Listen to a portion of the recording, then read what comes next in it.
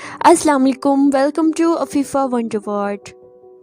دنیا کے وسیع و ریز حصے میں بہت سے ایسے واقعات موجود ہیں جو انسانی عقل کو حیرت میں ڈال دیتے ہیں، تو چلے مل کر ان واقعات کو جانتے ہیں۔ نمبر 1، پول میکارٹنی انگلش سانگ رائٹر اور میوزیشین تھا، جس کے بیٹلز نام کے میوزک بینڈ نے دنیا بھر میں بہت شہرت حاصل کی۔ پول میکارٹنی سے ریلیٹڈ 1960 کی دہائی کے آخر میں پول از ڈیڈ نام کی ایسی خبر سامنے آئی جس نے پوری دنیا کے لوگوں کو حیرت میں ڈال دیا۔ اس خبر کے کچھ سال بعد ڈریک یونیورسٹی کے ٹم ہارپر نامی اسٹوڈنٹ نے اخبار میں ایک مضمون شائع کیا جس کے مطابق پول میکارٹنی 1966 میں ایک کار حادثے میں مر گیا تھا اور اس کی جگہ ولیم کیمبل نامی ہم شکل نے لے لی تھی اور اس کی موت کو دنیا سے چھپایا گیا تھا۔ بات کی تصدیق کے لیے بہت سے بیٹلز سانگز، البم کورز اور میوزک ویڈیوز میں چھپے کلوز کی طرف اشارہ بھی کیا گیا۔ ایبی روڈ نامی البم کور میں بیٹلز کو جنازے کے جلوس میں چلتے دکھایا گیا، جس میں پول کو ننگے پاؤں چلتے ہوئے مردہ ہونے کی نمائندگی کے طور پر ظاہر کیا گیا۔ اگر غور سے دیکھا جائے تو پیچھے گاڑی کی نمبر پلیٹ پر 28 ایف لکھا دکھائی دیتا ہے۔ لوگوں کے مطابق 28 ایف اس پیغام کے طور پر لکھا گیا تھا کہ اگر تصویر میں پول زندہ ہوتا تو اس کی عمر 28 سال ہوتی۔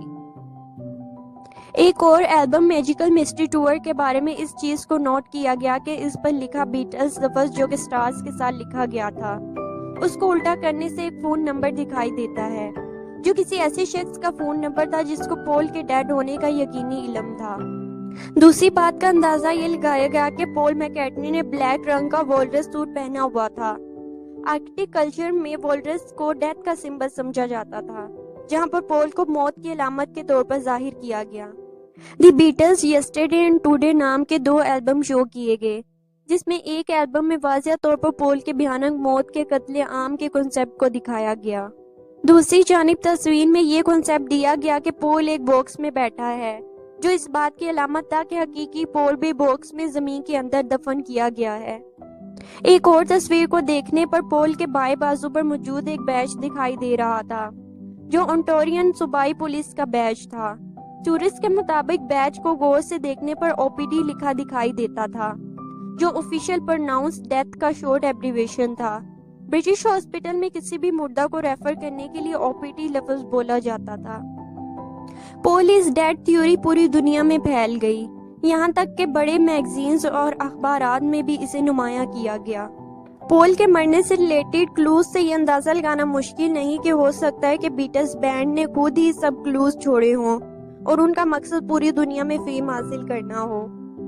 نومبر 1969 میں لائف میگزین نے پول کے ساتھ ایک انٹرویو شائع کیا جس کے ہیڈ لائن کا title poll is still with us تھا، جس میں پول نے خود اس بات کی تصدیق کی کہ اس سے ریلیٹڈ ساری مرنے کی خبریں غلط ہیں، جس کے بعد پول کے مرنے کی افواہیں کم ہونے لگی۔ نمبر 2، 19ویں صدی میں لوگوں کا ماننا یہ تھا کہ جو بھی قدیم مصری فرعون کے مقبرے میں داخل ہونے کی کوشش کرے گا اس کو پوری زندگی بدقسمتی یا موت کا سامنا کرنا پڑے گا۔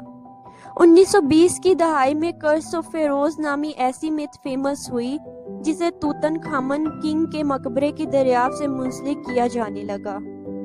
1922 میں برٹش آرکیولوجسٹ ہوورڈ کارٹر نے اپنی ٹیم کے ساتھ مصر کی ویلی آف کنگ میں توتن خامن کنگ کے مقبرے کو دریافت کیا۔ ان کے لیے بہت بڑی دریافت تھی کیونکہ مقبرہ مکمل طور پر اپنی اصل حالت میں محفوظ تھا اور بہت سے آثار قدیمہ کے نمونوں سے بھرا ہوا تھا۔ ہوورڈ کارٹر اور اس کی ٹیم 3000 سالوں بعد مقبرے میں داخل ہونے والے پہلے لوگ تھے جنہیں نمونے کے طور پر بہت سی چیزیں ملی، جس میں توتن خامن کنگ کا سونے سے بنا تابوت اور ماسک شامل تھے، لیکن مقبرے کو کھولے جانے کے کچھ عرصے بعد ہی اس مہم سے وابستہ افراد کی اچانک موت واقع ہونا شروع ہو گئی۔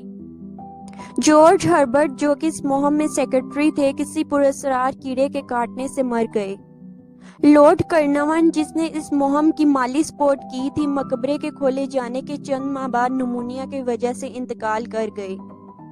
سر آرکیبلڈ ایک ریڈیولوجسٹ نے جس نے توتن خامن کنگ کی ممی کا معائنہ کیا تھا، کسی نامعلوم وجوہات کی بنا پر موت کا شکار ہو گئے۔ ان سب کے مرنے کے بعد مقبرے کے تدفین کے کمرے سے وابستہ قرض کی افواہیں گردش کرنے لگیں۔ لوگوں کے مطابق مقبرے کو قرض دیا گیا تھا جو بھی یہاں انٹر ہوتا اس کی ساری زندگی تکلیفوں میں گزرے گی یا وہ موت کا شکار ہو جائے گا، لیکن لوگوں کی باتوں کی حمایت کرنے کے لیے کوئی سائنسی ثبوت موجود نہیں تھا، لہٰذا یہ موضوع آج تک قیاس آرائیوں سے بھرا پڑا ہے۔ Number 3، Mark Twain American history کے فیمس آتھرز میں سے ایک تھا، جس نے آتھر کے طور پر اپنے کیریئر میں بہت سی کامیابیاں حاصل کی۔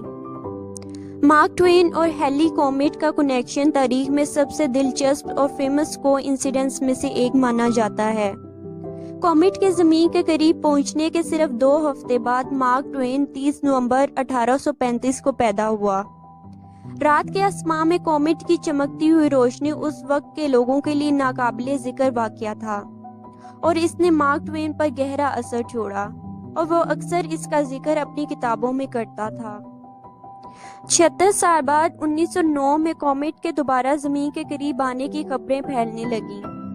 جب اس کے بارے میں مارک ٹوین سے پوچھا گیا تو اس نے کہا، میں 1835 میں ہیلی کومیٹ کے ساتھ آیا تھا، یہ اگلے سال دوبارہ آ رہا ہے اور میں اس کے ساتھ جانے کی امید رکھتا ہوں۔ اگر میں ہیلی کومیٹ کے ساتھ نہیں جا پایا تو یہ میری زندگی کی سب سے بڑی مایوسی ہوگی۔ مارک ٹوین کا انتقال 21 اپریل 1910 کو ہوا، ہیلی کومیٹ کے زمین کے قریب آنے کے صرف ایک دن بعد۔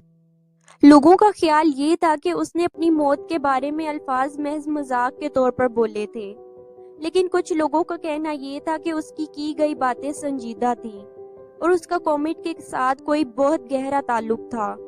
کون سی بات ٹھیک ہے یا غلط، اس بات کا اندازہ لگانا مشکل ہے، لہٰذا یہ ایک ایسا واقعہ تھا جس نے آج تک لوگوں کو عجیب سوچوں اور حیرت میں ڈالا ہوا ہے۔ نمبر 4، اکثر لوگ کار انسیڈنٹ یا جہاز کے کریش ہونے کے خطرناک حادثے کا شکار ہو جاتے ہیں، لیکن ان میں سے کچھ لوگ قدرتی طور پر اچھی قسمت کی وجہ سے بچ جاتے ہیں۔ دنیا میں ایک ایسی انسان موجود ہے جو 1 یا 2 بار نہیں بلکہ 3 دفعہ سمندری جہاز کے ڈوبنے کا شکار ہوئی، لیکن تینوں بار بچ گئی، جسے اچھی قسمت یا قدرت کا معجزہ بھی کہہ سکتے ہیں۔ وائلٹ جیسپ نامی ایک لیڈی جو 1886 میں ارجنٹینا میں پیدا ہوئی اور 1908 میں اسٹیوڈس کے طور پر اپنے کیریئر کا آغاز کیا، جو سمندری جہاز پر موجود پیسنجرز کی مدد کرتی اور ان کو سرو کرتی تھی۔ وائلٹ جیسپ 1911 میں RMS اولمپس سمندری جہاز پر اسٹیوڈس کی ڈیوٹیز انجام دے رہی تھی، تو اس کی زندگی کا پہلا واقعہ اولمپک جہاز پر پیش آیا، جب اولمپک جہاز بڑی شدت کے ساتھ برطانوی جنگی جہاز کے ساتھ ٹکرایا، لیکن کوئی جانی نقصان نہیں ہوا۔ دوسری بار وہ 1912 میں ٹائٹینک پر موجود تھی، جب ٹائٹینک آئس برگ کے ساتھ ٹکرایا اور بالآخر ڈوب گیا، تو وائلٹ جیسپ بچنے والوں میں سے ایک تھی جو لائف بوٹ میں سوار ہوئی۔ تیسری بار 1916 میں وائلٹ جیسپ پہلی جنگ عظیم کے دوران HMHS بریٹینک پر بطور نرس کی خدمات انجام دے رہی تھی۔ بریٹینک ایک ہاسپٹل شپ تھا جسے جنگی خدمات کے لیے طلب کیا گیا تھا۔ یہ جہاز اوجین میں سفر کے دوران مائن کے ساتھ ٹکرا گیا، جس میں بچ جانے والوں میں وائلٹ جیسپ شامل تھی۔ اتنے سارے حادثوں میں بچ جانے کی وجہ سے وائلٹ جیسپ کو مس انسنکیبل کا ٹائٹل دیا گیا۔ اور اگر آپ کو میرا ویڈیو اچھا لگا تو لائک، شیئر اور سبسکرائب ضرور کریں۔ So until next time, take care.